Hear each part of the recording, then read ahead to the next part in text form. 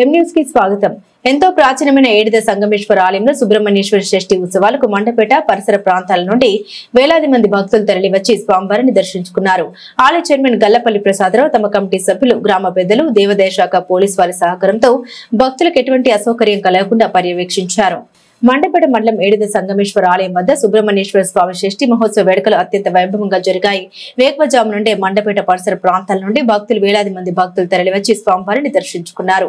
షష్ఠి సందర్భంగా వేలాది మంది భక్తులు స్వామివారి దర్శనానికి వస్తారన్న ముందు జాగ్రత్తతో ఆలయ చైర్మన్ గుల్లపల్లి ప్రసాదరావు, ఆలయ ఈవో శోభారాణి, గ్రామ పెద్దలు పర్వతని వీరాజు, గొడవర్తి ఎర్రబ్బు, మేక నాగరాజు, మగ్గళ్ల సత్యబాబు, ముగ్గుల కాళీకృష్ణ, మేక జేజిబాబు, గొడవర్తి సత్యనారాయణ, కొలిపోటి రాజబాబు, గొర్రెపాటి రఘురాం, ఆలయ గుమస్తా వెంకట్రావు, ఆలయ కమిటీ సభ్యులు, గ్రామ పెద్దలు, పోలీసు వారి సహకారంతో క్యూ లైన్ ఏర్పాటు చేశారు. క్యూ లైన్ లో ఉండే భక్తులకు మంచినీరు, పిల్లలకు పాలు పంపిణీ చేసే ఏర్పాటు చేశారు. అలాగే కొంతమంది దాతలు భక్తులకు అల్పాహారం, పాలు వితరణ, అలాగే అన్న సంతర్పణ నిర్వహించారు.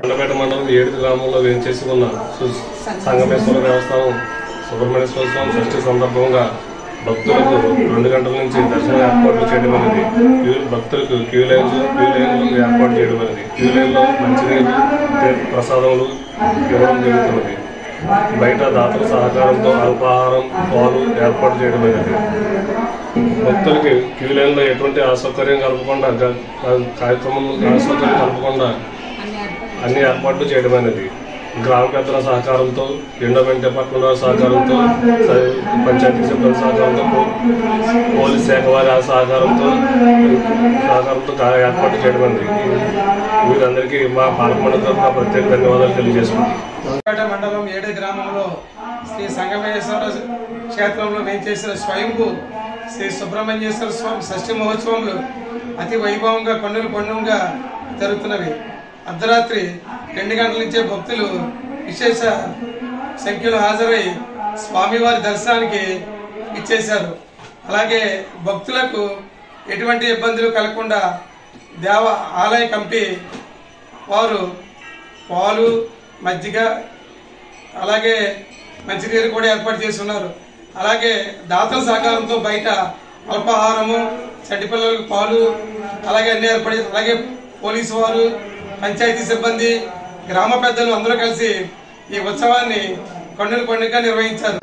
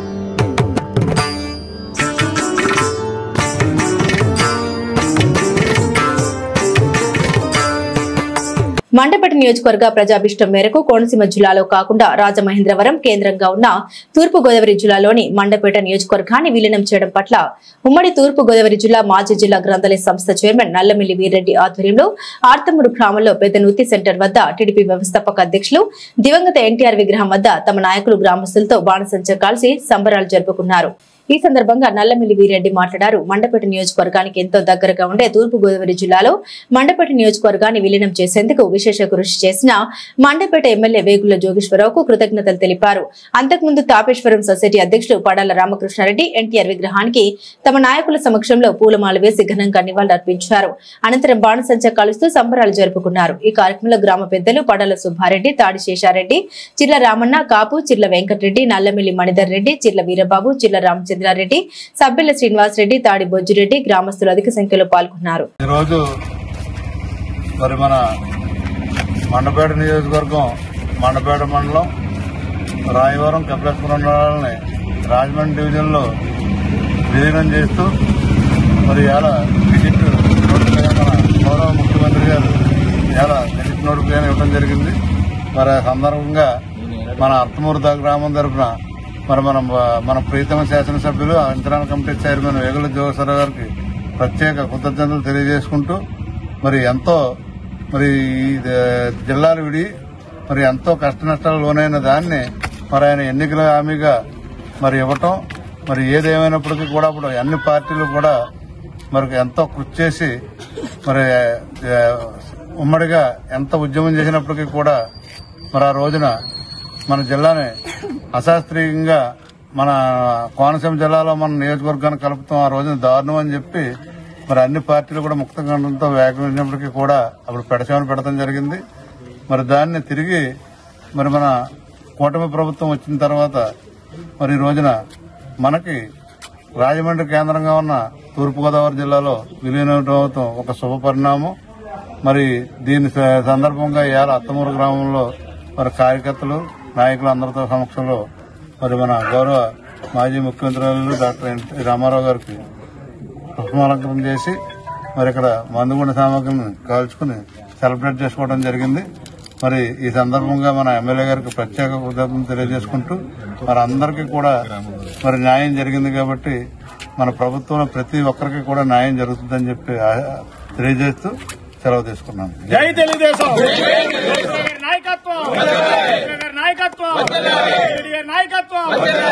ఆర్తమూరు గ్రామంలో వేంచేస్తున్న శ్రీవల్లి దేవసేన సమేత శ్రీ సుబ్రహ్మణ్యేశ్వర స్వామివారి 20వ షష్ఠి మహోత్సవాలు ఆలయ చైర్మన్ సత్తి బుల్లిస్వామిరెడ్డి తమ కమిటీ సభ్యుల పర్యవేక్షణలో ఘనంగా నిర్వహించారు. స్వామివారికి వేకువజామున అర్చకులు విశేష పూజలు, అభిషేకాలు నిర్వహించారు. స్వామివారిని ఏర్పేడు స్వామి దర్శించుకున్నారు. అనంతరం ఆలయం వద్ద 3000 మందికి భారీ అన్న సమారాధన నిర్వహించారు. మండపేట మండలం ఆర్తమూరు గ్రామంలో గత 20 సంవత్సరాలుగా గ్రామస్తులు భక్తుల సహకారంతో శ్రీ సుబ్రహ్మణ్యేశ్వర స్వామివారి షష్ఠి మహోత్సవాలు ఆలయ చైర్మన్ సత్తి బుల్లిస్వామిరెడ్డి, కార్యదర్శి నల్లమిల్లి శ్రీనివాసరెడ్డి తమ కమిటీ సభ్యులు గ్రామ పెద్దల పర్యవేక్షణలో ఘనంగా నిర్వహిస్తున్నారు. ఈ రోజు జరిగిన షష్ఠి సందర్భంగా అర్చకులు సుబ్రహ్మణ్యేశ్వర స్వామివారికి వేకువజామున విశేష పూజలు, అభిషేకాలు నిర్వహించారు. స్వామివారిని ఏర్పాటుకు చెందిన అసంఘానంద స్వామి ఆర్తమూరు గ్రామానికి చెందిన మాజీ ఎంపీపీ గొలుగురు విజయభాస్కర్ రెడ్డి, సందీప్ రెడ్డి గ్రామ పెద్దలు భక్తులు అధిక సంఖ్యలో దర్శించుకుని పూజలు నిర్వహించారు. అనంతరం భక్తుల సహకారంతో ఆలయం వద్ద 3000 మందికి భారీ అన్న సమారాధన నిర్వహించారు.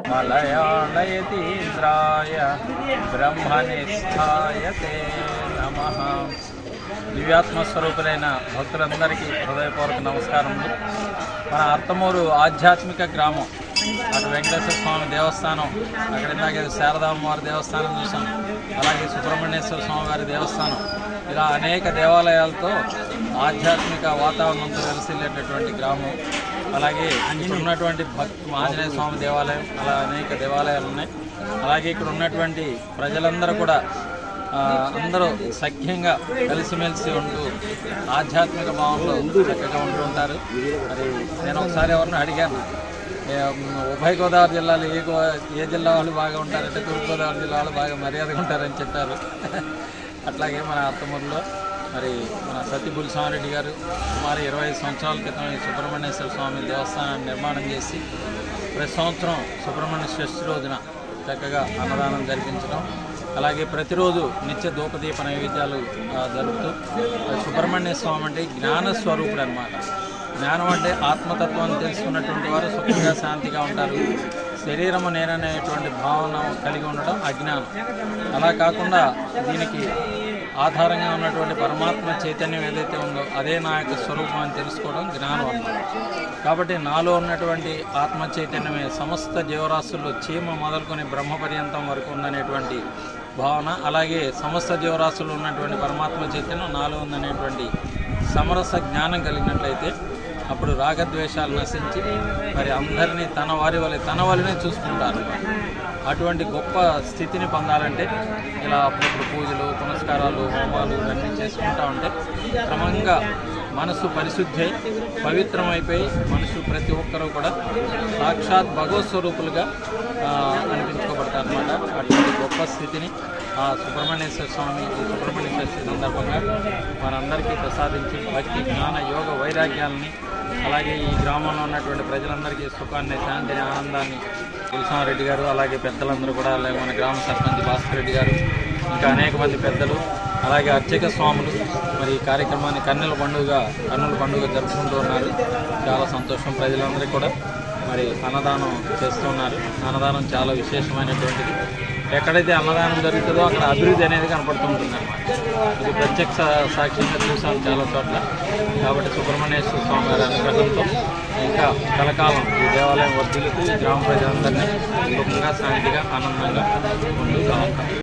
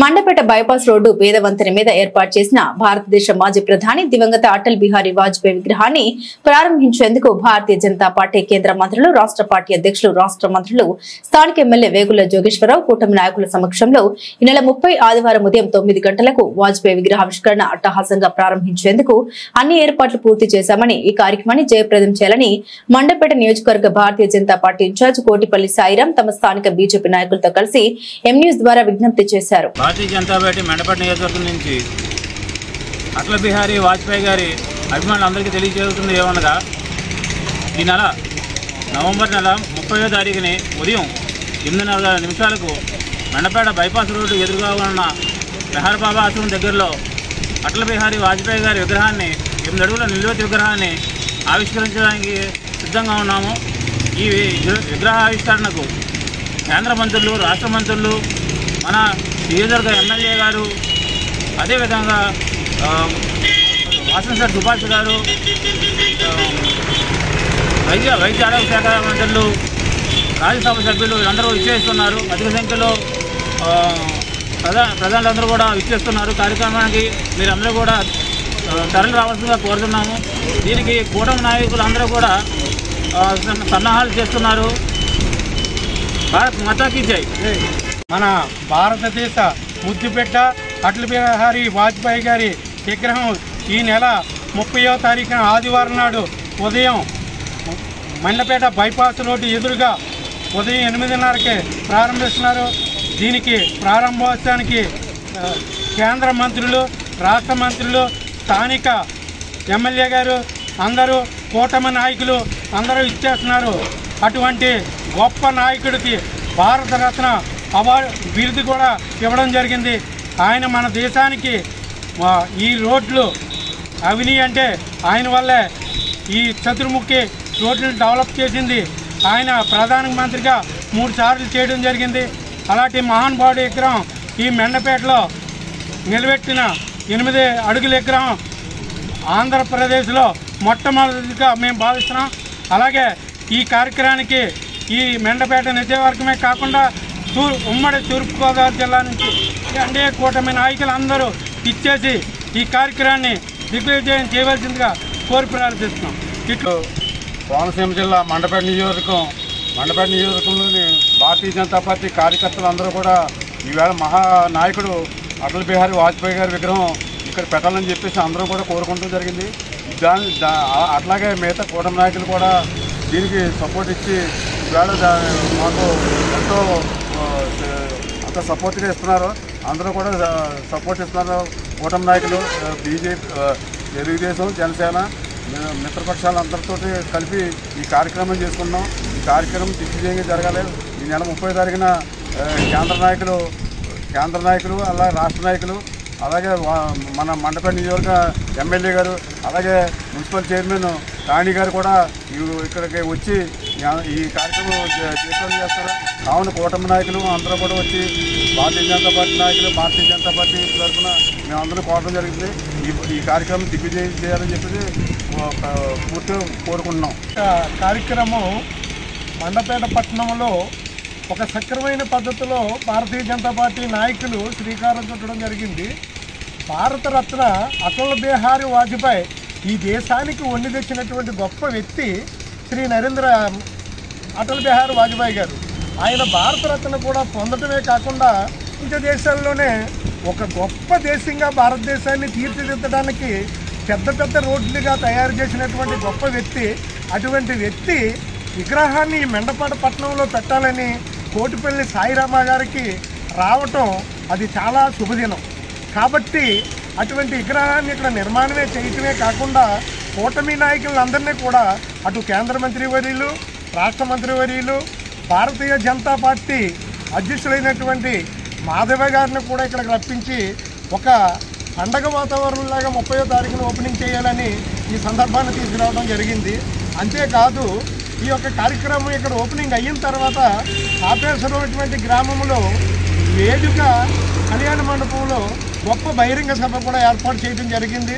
అక్కడ అన్నప్రసన్న అన్నీ జరుగుతున్నాయి. కాబట్టి దీనికి భారతీయ జనతా పార్టీ నాయకులు, జనసేన నాయకులు, అలాగే తెలుగుదేశం నాయకులు, సానుభూతి పరులు, అభిమానులు ఇచ్చేసి ఈ యొక్క కార్యక్రమాన్ని ముందుకు తీసుకెళ్తారని సవినయంగా మనవి చేసుకుంటూ రాజమహేంద్రవరం రూరల్ కడియం మండలం మురుమండ గ్రామ పంచాయతీ పరిధిలోని దొరగారి తోట కాలనీలో శ్రీ ఆంజనేయ స్వామి విగ్రహ శంకుస్థాపనను కాలనీకి చెందిన రాజాన మాలు నాయుడు దేవి దంపతులతో పురోహితులు నాగదేవర విశ్వనాథ శర్మ శాస్త్రోక్తంగా పూజా కార్యక్రమాలు నిర్వహించారు. ఈ సందర్భంగా రాజన్న మాలు నాయుడు న్యూస్ తో మాట్లాడారు. తమ కాలనీలో 200 కుటుంబాలు నివాసం ఉంటున్నామని 5 అడుగుల బేస్మెంట్ 15 అడుగుల ఎత్తులో శ్రీ ఆంజనేయ స్వామి విగ్రహం దాతల సహకారంతో ఏర్పాటు చేస్తున్నట్టు తెలిపారు.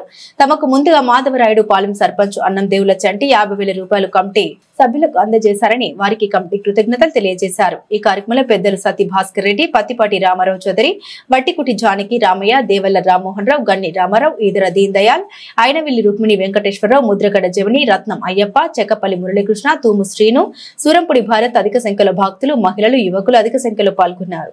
జై శ్రీరామ్. జై శ్రీరామ్. మాది కడియం మండలం వరమండ గ్రామం దొరగారి తోట. అక్కడ 200 కుటుంబాలు ఉన్నాయి. కావున అక్కడ ఆంజనేయ స్వామి విగ్రహం కట్టాలని నిర్ణయించుకున్నాం. కావున ఈరోజు ఆంజనేయ స్వామి శంకుస్థాపన జరిగింది. అలాగే మండలం నుంచి వచ్చిన పెద్దలు, గ్రామంలో ఉన్న వాళ్ళందరూ ఈ శంకుస్థాపనకి వచ్చి జయప్రదం చేశారు. కావున తొలిసారిగా మన పెద్దలు ఈ ఆంజనేయ స్వామి విగ్రహం అందరి సహారంతో విరాళాలతో నిర్మించడానికి అనుకూలమైంది. కావున ఈరోజు వచ్చిన పెద్దలు సంటి గారు ఫస్ట్ విరాళం 50,000 సమర్పించారు. అలాగే తొలిసారిగా ఆంజనేయ స్వామి నిర్మాణకు విరాళంగా అందించిన మాధవరెడ్డి పాలెం సంటి గారు సమర్పించారు. కావున మా దొరగారి తోట 200 కుటుంబాల అందరూ కలిపి సంటి గారికి ధన్యవాదాలు చెప్పని కోరుతున్నాము.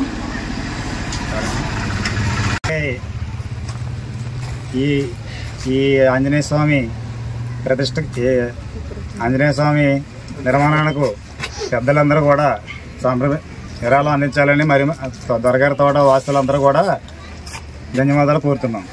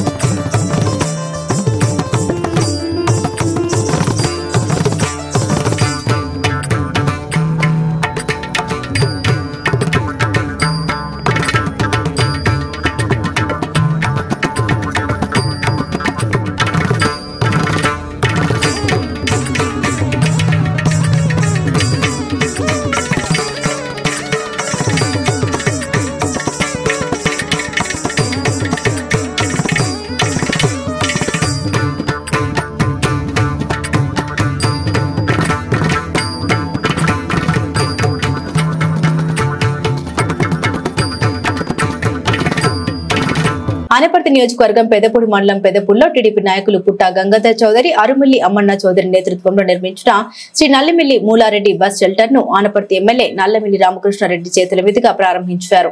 అనంతరం ఎమ్మెల్యే నల్లమిల్లి రామకృష్ణారెడ్డి మాట్లాడారు. పెదపూర్లో దివంగత నేత తన తండ్రి నల్లమిల్లి మూలారెడ్డి జ్ఞాపకార్థం పుట్ట గంగాధర్ చౌదరి, ఆరుమిల్లి అమ్మన్న చౌదరి నేతృత్వంలో పెదపూర్లో శ్రీ నల్లమిల్లి మూలారెడ్డి పేరుతో బస్ షెల్టర్ నిర్మించారన్నారు. తన తండ్రి నల్లమిల్లి మూలారెడ్డి 50 సంవత్సరాల రాజకీయాల్లో ఉన్నారన్నారు.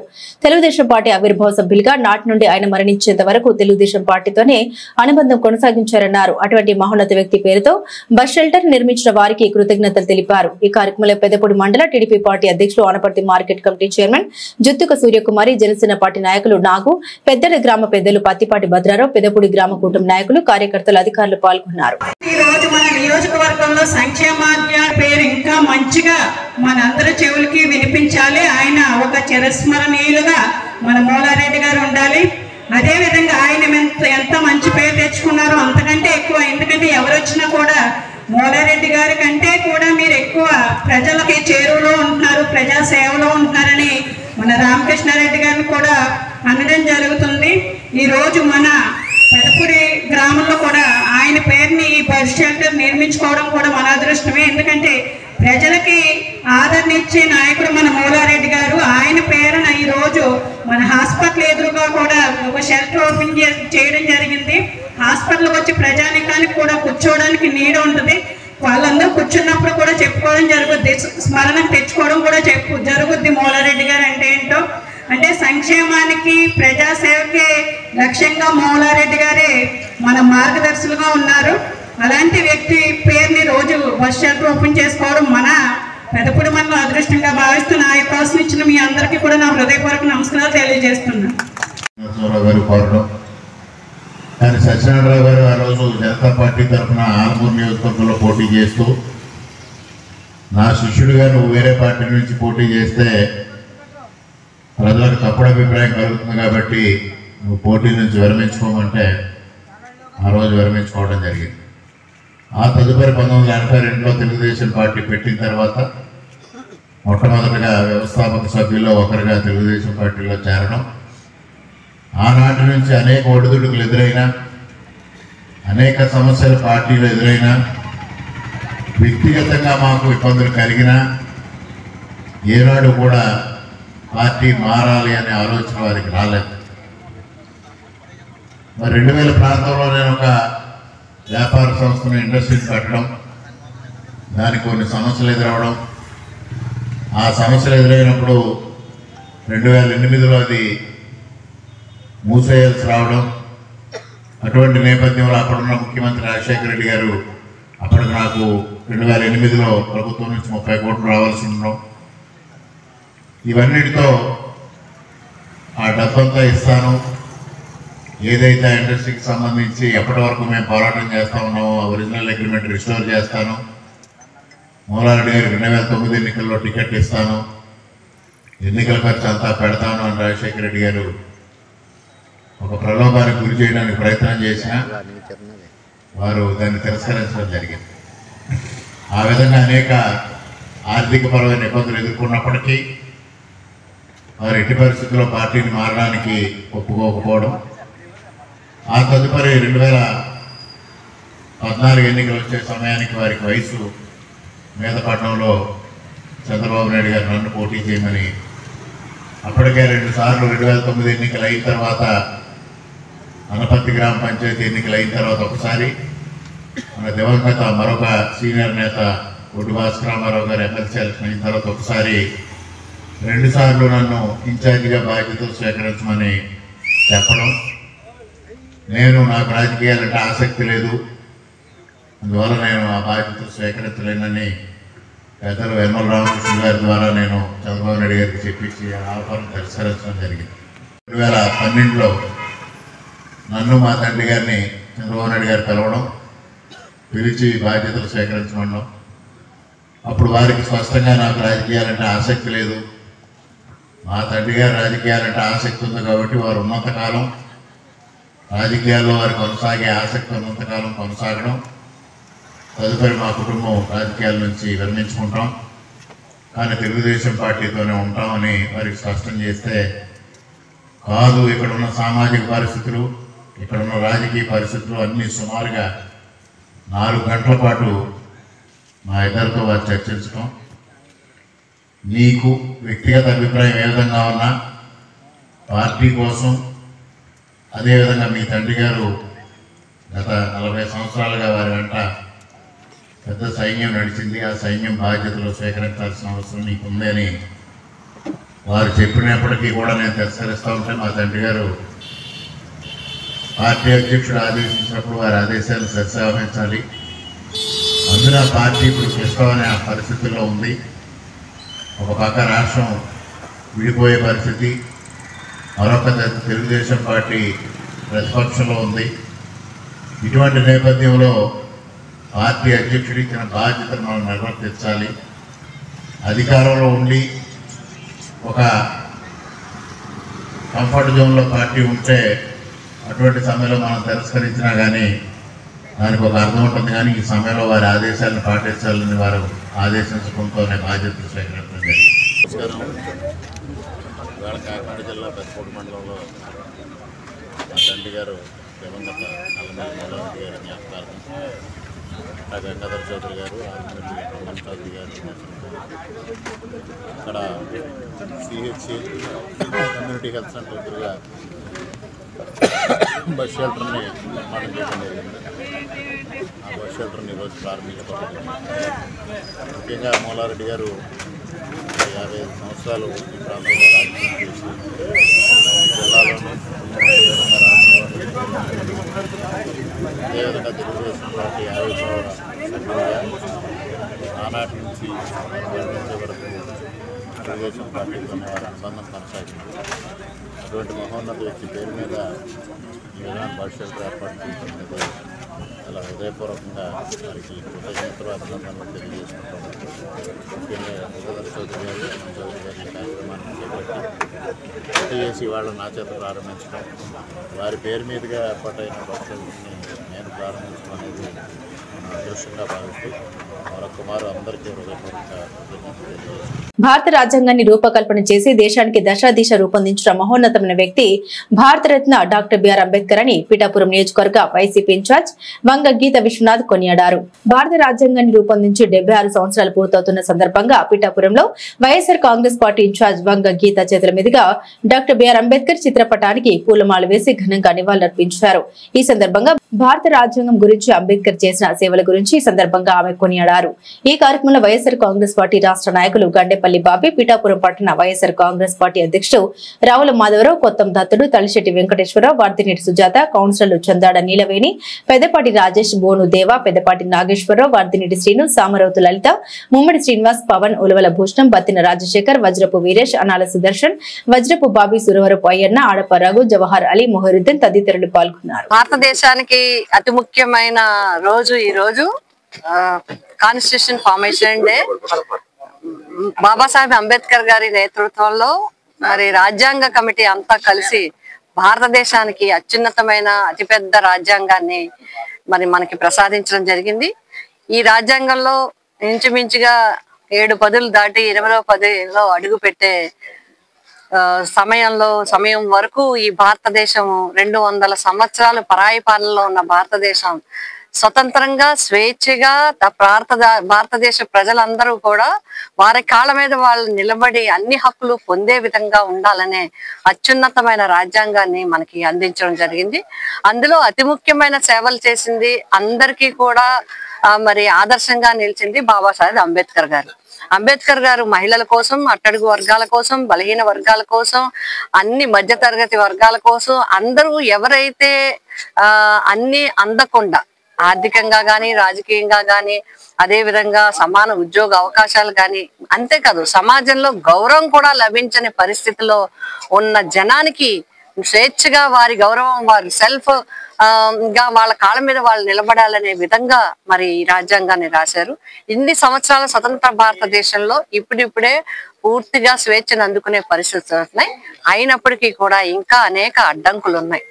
ముఖ్యంగా మన ఆంధ్రప్రదేశ్ కు సంబంధించి చూసుకుంటే ఈ కూటమి ప్రభుత్వం అధికారంలోకి వచ్చిన తర్వాత లా అండ్ ఆర్డర్ విషయంలో చాలా ఇబ్బందులు ఎదురవుతున్నాయి. అప్రజాస్వామికంగా కేసులు పెట్టడం, నిజమైన బాధితులకి కేసులు కట్టకపోవటం ఇవన్నీ జరుగుతున్నాయని జగన్మోహన్ రెడ్డి గారి నాయకత్వంలో ఎంతో పోరాడి చెప్తున్నప్పటికీ కూడా ప్రభుత్వం పెడచెవిని పెట్టే పరిస్థితులు. మరి అటువంటి పరిస్థితుల్లో రీసెంట్ గా అంటే అది కరెక్ట్ అయితే కనుక, ఎందుకంటే నేను డైరెక్ట్ గా రిపోర్ట్ చూడలేదు కానీ బట్ సోషల్ మీడియా అన్నిట్లో మేము విన్నది ఏంటంటే కేంద్ర ప్రభుత్వము హోంశాఖకి సంబంధించి ఒక రిపోర్ట్ ఇచ్చింది.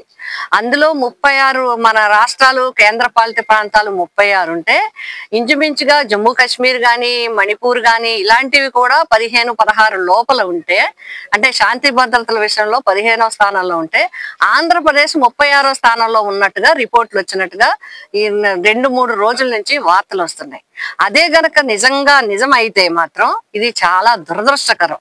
ఎందుకంటే బాబాసాహెబ్ అంబేద్కర్ గారు రచించిన రాజ్యాంగం ఎక్కడ కూడా అమలు జరగటం లేదు. అన్యాయమైన రాజ్యాంగం అమలు జరుగుతుంది. కాబట్టి మేమందరం కూడా కోరుతున్నాము, అంబేద్కర్ గారి యొక్క రాజ్యాంగాన్ని అమలు చేయాలి. అందరికీ కూడా స్వేచ్ఛా స్వాతంత్రాలు ఉండాలి. ఎవరైతే నిజమైన బాధితులు ఉన్నారో వారికి రక్షణ కల్పించాలి. కేసుల విషయంలో వారికి తగిన న్యాయం జరిగే విధంగా ఈ ప్రభుత్వము తప్పనిసరిగా చర్యలు తీసుకోవాలి. ఒకవేళ నిజంగా గనక 36వ స్థానంలో ఉండడమే వాస్తవం అయితే మేము ఇంకో రిపోర్ట్ కూడా డౌన్లోడ్ చేయడానికి చేసుకుని తర్వాత కూడా దాని మీద మాట్లాడడం జరుగుతుంది. అదే గనక నిజమైతే ప్రభుత్వం దీనికి ఏం సమాధానం చెప్తుంది ప్రజలకి? ఇదే వాస్తవం అయితే ఈ రాష్ట్రంలో ఉన్న పోలీసు శాఖ వ్యవస్థని ఏ విధంగా మీరు ఉపయోగించుకుంటున్నారు? వాళ్ళు పావులుగా వాడుకొని ఏ విధంగా మరి నిష్పక్షపాతంగా ఎవరైతే అన్యాయంగా కేసులు బనాయిస్తున్నారు ఇవన్నీ కూడా ప్రభుత్వం ప్రజలకి సమాధానం చెప్పాల్సిన అవసరం ఉంది. రిపోర్ట్ వచ్చిన తర్వాత మేము మాట్లాడడం జరుగుతుంది దీని మీద. మరి బాబాసాహెబ్ అంబేద్కర్ గారికి మేమందరం కూడా ఘనమైన నివాళులు అర్పిస్తున్నాం. ఆ రాజ్యాంగ కమిటీలో ఎవరైతే సేవలు అందించారో, ఈ భారతదేశానికి అతిపెద్ద రాజ్యాంగాన్ని అందించారో ఆ నేతలందరికీ నివాళులు అర్పిస్తూ, అంబేద్కర్ గారికి ఘనమైన నివాళులు అర్పిస్తూ ఈ రాజ్యాంగం అంబేద్కర్ గారి రాజ్యాంగం మాత్రమే అమలు జరగాలని కోరుకుంటూ